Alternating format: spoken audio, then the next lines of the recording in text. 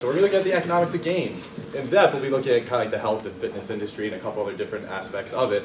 There's 36,180 gyms in the United States right now.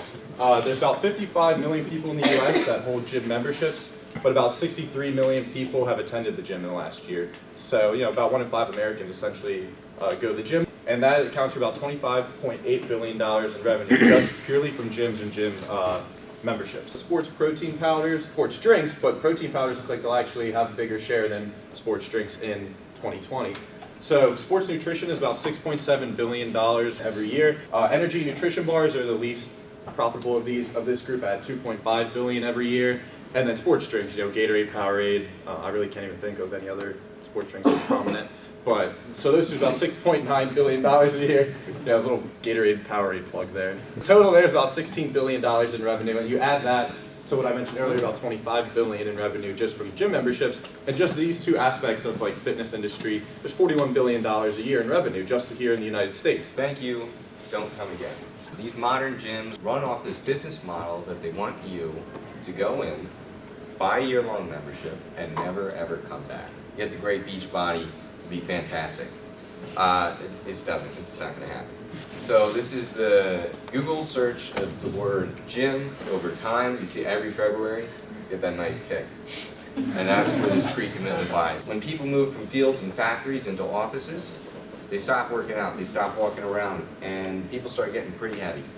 In 1975, Forbes estimated that this lost $700 million a year from executives not coming in or not being able to work long hours, just being sluggish.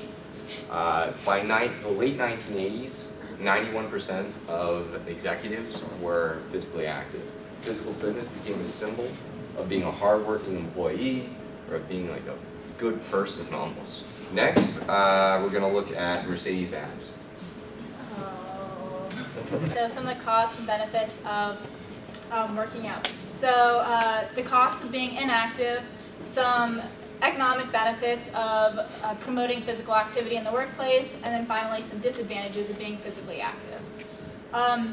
So to start off, when I mention the word inactive, I just mean people that get little to no exercise or beneath the Surgeon General's recommended exercise per week, which is about like 150 minutes of exercise. According to this definition, about 30% of Americans are inactive. People that are inactive spend 38% more days in the hospital than physically active people. Just by being inactive, it's about 11% of overall healthcare expenditures in the United States can be directly associated with that. How kind of ridiculous it is to work out in pantsuit. Good idea.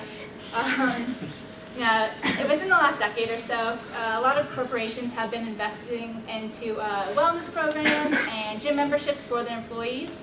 And there's a lot of reasons to do this. So GE, and they did an 18-month study, and they found that the people that were more physically active saved them 38% in healthcare costs compared to the non-physically active people.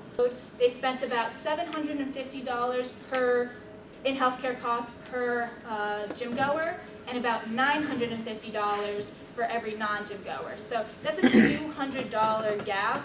A few companies, I think there was Coors, Bank of America, DuPont was in there, and they all reported for every dollar that they invested in gym and wellness programs for their employees, they got anywhere from $2 or up to $8 return on their investment. Like everything, working out is best in moderation. I worked really hard on creating this graph, so if you see the bicep, it's total utility right here, and this vein is diminishing marginal utility.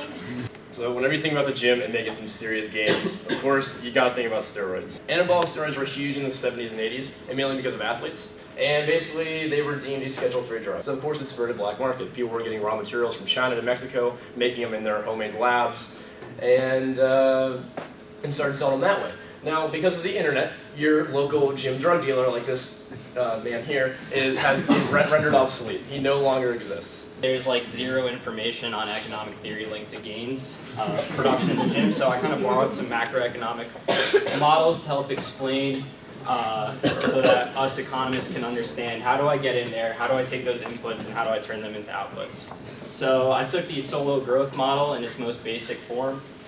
So we've got a few graphs here that I made in Excel just to show you what the function looks like. So I held the L, or the intensity of the workout, constant and changed your weight. And you can see here that you get a nice smooth function that has diminishing marginal productivity. You've ever gone to the gym, first start out, it hurts at first, but you're making a ton of gains the first couple months. You get to step in there. After a while, you start putting on some serious mass, but you're not doing it at the same rate as what you first started.